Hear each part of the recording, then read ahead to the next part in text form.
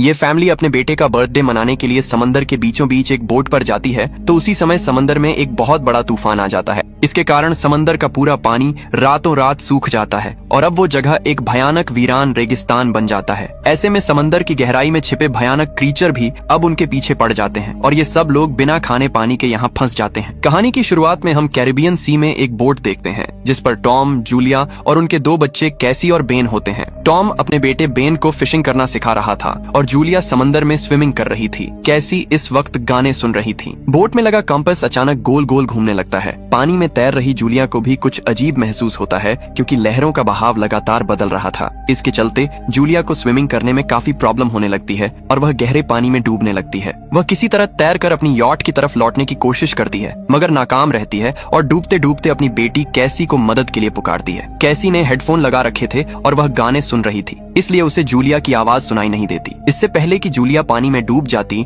Tom को उसकी आवाज सुनाई दे जाती है। वह फौरन यॉट को जूलिया की तरफ मोड़ता है और उसे डूबने से रेस्क्यू करके वापस यॉट पर ले आता है। टॉम इस बात पर जूलिया से काफी नाराज था क्योंकि वह किसी को बिना बताए स्विमिंग करने चली गई थी। रात होने पर टॉम अपनी फैमिली के साथ मिलकर बेन का बर्थडे मनाता है। इस वक्त सभी लोग काफी खुश थे और बेन के बर्थडे को एंजॉय कर रहे थे। तभी कैसी को उसके बॉयफ्रेंड का कॉल आता है तो वह बात करने के लिए बाहर आ जाती है। कैसी का बॉयफ्रेंड वीडियो कॉल पर उसे बताता है कि शहर में बहुत जल्द एक बहुत बड़ा तूफान आने वाला है और आसमान में बहुत ही अजीब तरह की बिजली कड़क रही है। आज से पहले शहर के आसमान में ऐसी बिजली किसी ने नहीं देखी थी। वीडियो कॉल के जरिए कैसी भी उस चमकती हुई बिजली को देख पा रही थी। तभी सिग्नल वीक होने के कारण कॉल कट जाता है। इसके बाद कैसी तुरंत अपने डैड के पास जाती है और उन्हें इस आने वाले तूफान की जानकारी देती है। ये सुनकर टॉम अपनी बोट को क्यूबा के पोर्ट की तरफ मोड़ लेता है। थोड़ी देर बाद उन्हें व्हेल मछलियों की आवाजें सुनाई देती हैं। उन्हें देखने के लिए सभी बाहर आ जाते हैं, लेकिन तभी एक व्हेल उनकी बोट से जोरदार तरीके से टकरा जाती है। इसका बोट पर काफी बुरा इफेक्ट पड़ता है और इंजन बंद हो जाता है। इंजन को रिपेयर करने के लिए टॉम तैर कर बोट के नीचे वाले हिस्से में जाता है। जब वह प्रॉब्लम को फिक्स करके वापस बोट पर लौटता है तो उसके शोल्डर पर एक गहरा कट लग गया था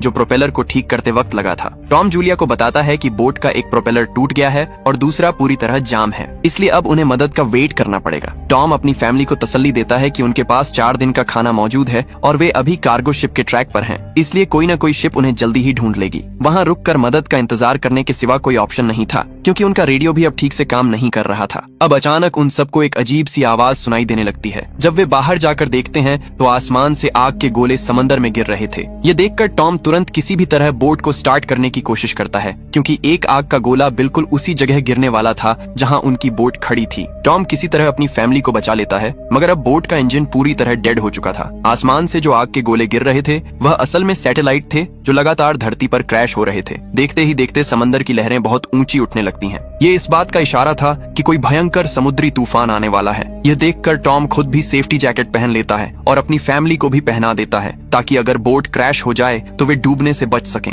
मौसम इतनी तेजी से बदल रहा था कि टॉम और उसकी फैमिली को यह सब बहुत अजीब लग रहा था और अब तो जूलिया की नाक से खून भी बहने लगा था। पूरी रात वह खौफनाक तूफान चलता रहा। अगली सुबह जब टॉम और उसकी फैमिली की नींद खुलती है तो वे खुद को बोट के अंदर सेफ पाते हैं। हालांकि तूफान की वजह से बोट काफी डैमेज हो चुकी थी। जब टॉम और उसकी फैमिली बाहर आते हैं तो वे यह देखकर हैरान रह जाते हैं कि रात में जहां समंदर की लहरें थीं, वहां अब एक बड़ा सा खाली मैदान और चारों तरफ सिर्फ रेत ही रेत दिखाई दे रही थी। टॉम कंपास की मदद से अपनी लोकेशन और डायरेक्शन चेक करने की कोशिश करता है। तब उसे समझ आता है कि हमारी अर्थ के साउथ और नॉर्थ पोल्स बदल चुके हैं। इसी बड़े बदलाव के कारण आसमान से सैटेलाइट नीचे गिरे थे और समंदर का सारा पानी अपनी जगह छोड़कर कहीं और शिफ्ट हो गया था। जब कैसी को यह बात पता चलती है कि पोल्स बदलने की वजह से समंदर का पानी लैंड यानी शहर में चला गया है और पूरी दुनिया तबाह हो गई है तो वह बहुत उदास हो जाती है क्योंकि इसका सीधा सा मतलब था कि शहर में मौजूद उसका बॉयफ्रेंड भी अब तक मारा जा चुका होगा। टॉम और उसकी फैमिली के पास अब सिर्फ 4 दिन का खाना बचा था, इसलिए इन 4 दिनों में खुद को जिंदा रखने के लिए उन्हें कोई न कोई जुगाड़ करना ही पड़ेगा, वरना वे सभी इस सुनसान रेगिस्तान में फंसकर अपनी जान गंवा देंगे। तभी बेन मदद बुलाने के लिए अपने बर्थडे बलून्स को एक साथ बांधकर हवा में उड़ा देता है ताकि अगर कोई जिंदा बचा हो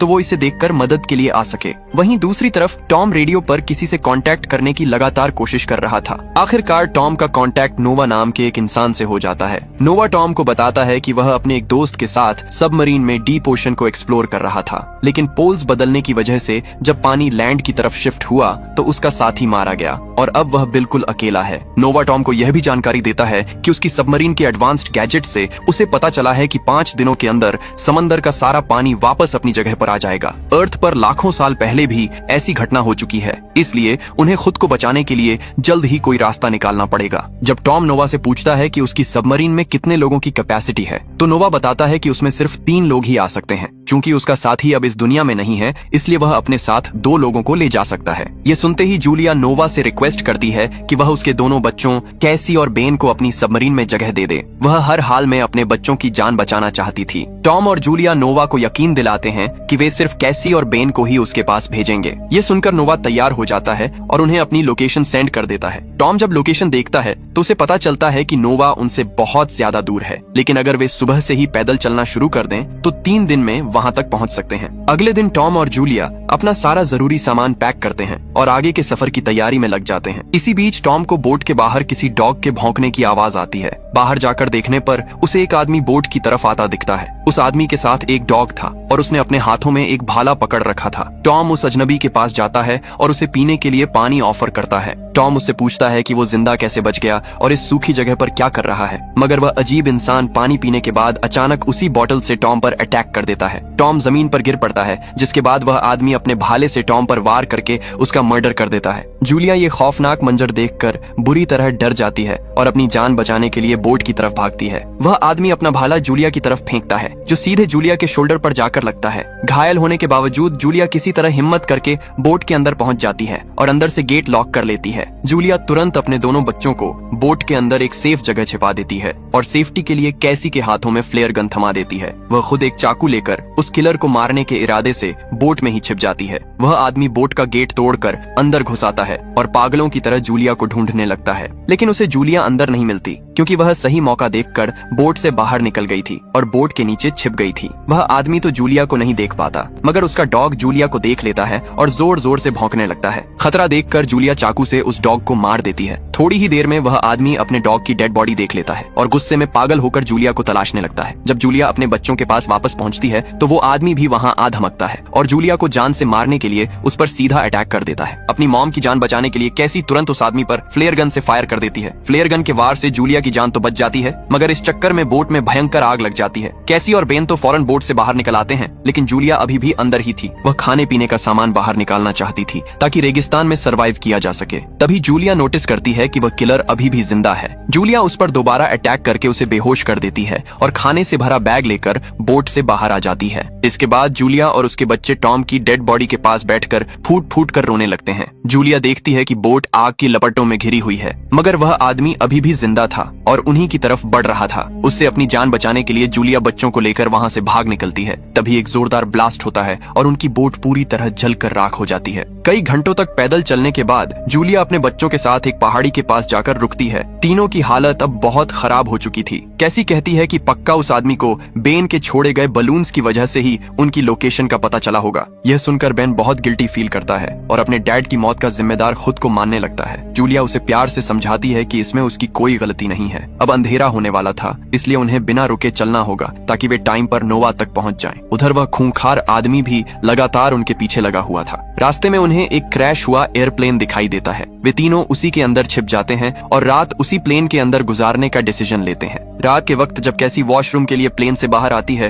तो वह किलर वहां पहले से घात लगाए बैठा था, मगर इससे पहले कि वह कैसी को कोई नुकसान पहुंचा पाता, जूलिया पीछे से आकर उस पर चाकू से जोरदार अटैक करती है और उसे हमेशा के लिए खत्म कर देती है। अगली सुबह जब जूलिया बच्चों को लेकर आगे बढ़ने लगती है तो वह उस किलर की डेड बॉडी देखकर शॉक्ड रह जाती है। उसकी बॉडी बहुत ही बुरी हालत में थी, जैसे किसी खूंखार जानवर ने उसे नोच नोच कर खा लिया हो। जूलिया और बच्चे समझ जाते हैं कि आसपास उनके अलावा कोई जंगली जानवर भी मौजूद है जो उस बॉडी को खा रहा था। जूलिया इसके बाद बच्चों को लेकर वहां से आगे बढ़ जाती है। बेन को अब बहुत ज्यादा प्यास लग रही थी, जिससे उसकी हालत बिगड़ने लगी। रास्ते में एक जगह गड्ढे में भरा हुआ पानी देखकर वह उसी को पीना शुरू कर देता है। जूलिया उसे फौरन रोकती है, क्योंकि वह समंदर का खारा पानी था, जिसे पीने से बेन और भी ज्यादा बीमार पड़ सकता था। खारा पानी पीने की वजह से बेन को कोई दिक्कत न हो, इसलिए जूलिया उसे एक इंजेक्शन लगा देती है, क्योंकि वह खुद भी पेशे से एक डॉक्टर थी। रात होने पर जब जूलिया और बच्चे सो रहे होते हैं तो उसे कुछ अजीब सी हलचल सुनाई देती है। जब वह पलट कर देखती है तो वहाँ अनगिनत क्रैब्स उनकी तरफ तेजी से बढ़ रहे थे। यह खौफनाक मंजर देखकर जूलिया बच्चों को उठाती है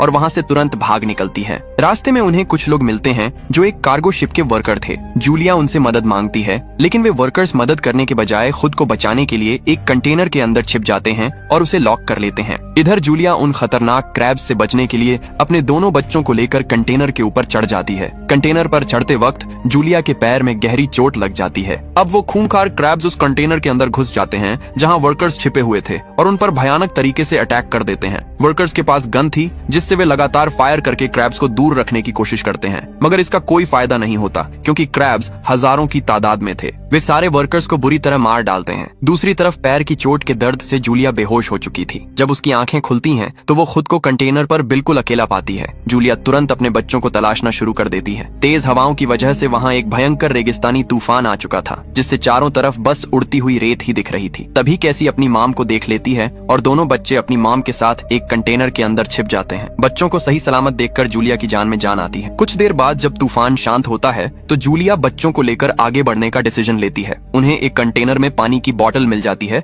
जिससे वे अपनी प्यास बुझाते हैं। इसके बाद जूलिया उस मरे हुए वर्कर की गन भी उठा लेती है। उन्हें वहाँ एक रेडियो भी मिलता है जिससे वे नोवा को कांटेक्ट करते हैं। नोवा से बात करके पता चलता है कि उसकी हालत भी बहुत खराब है क्योंकि उन क्रैब्स ने उस पर भी जोरदार अटैक किया था। नोवा ने बड़ी मुश्किल से अपनी जान बचाई थी। नोवा जूलिया को बताता है कि खुली हवा में आने के बाद ये क्रैब्स बहुत ही अग्रेसिव और खतरनाक हो चुके हैं और रास्ते में आने वाली हर चीज को तबाह करते हुए आगे बढ़ रहे हैं। नोवा जूलिया को कहता है कि वह बच्चों को लेकर जल्द से जल्द उसके पास पहुंच जाए क्योंकि समंदर का सारा पानी अब किसी भी वक्त वापस आ सकता है। नोवा हवा में अपनी फ्लेयर गन से फायर करता है ताकि जूलिया को उसकी सही लोकेशन पता चल सके। जूलिया और बच्चे उस फ्लेयर की रोशनी की तरफ तेजी से बढ़ने लगते हैं। रास्ते में उन्हें बहुत प्रॉब्लम होती है क्योंकि वो पूरा रास्ता नुकीले पत्थरों और पहाड़ियों से भरा हुआ था। अचानक एक पहाड़ी के ऊपर से बड़े बड़े पत्थर नीचे गिरने लगते हैं। इस वजह से जूलिया अपने बच्चों से अलग हो जाती है। यह देखकर जूलिया बच्चों से कहती है कि वे उसकी फिक्र छोड़ दें और जल्द से जल्द नोवा के पास पहुंच जाएं। शोल्डर और पैर में चोट लगने के कारण जूलिया उन ऊंचे पत्थरों को पार नहीं कर सकती थी। कैसी अपनी मॉम को इस तरह मरने के लिए अकेला नहीं छोड़ना चाहती थी, मगर उसे मजबूरी में अपनी मॉम की बात माननी पड़ती है और वह बेन को लेकर आगे बढ़ जाती है। कुछ ही देर में कैसी और बेन नोवा के पास पहुंच जाते हैं। वहाँ नोवा कैसी को बताता है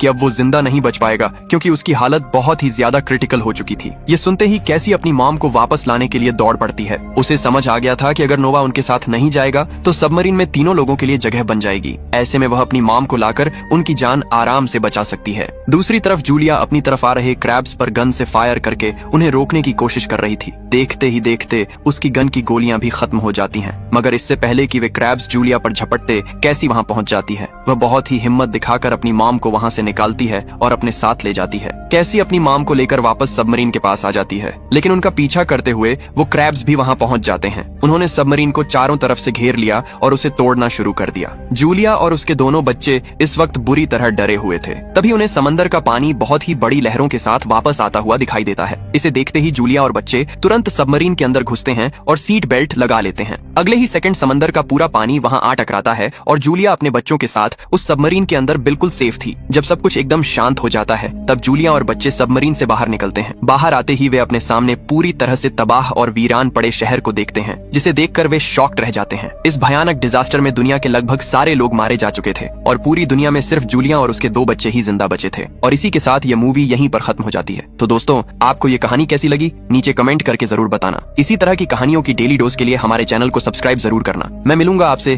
किसी नए दिन एक नई कहानी के साथ।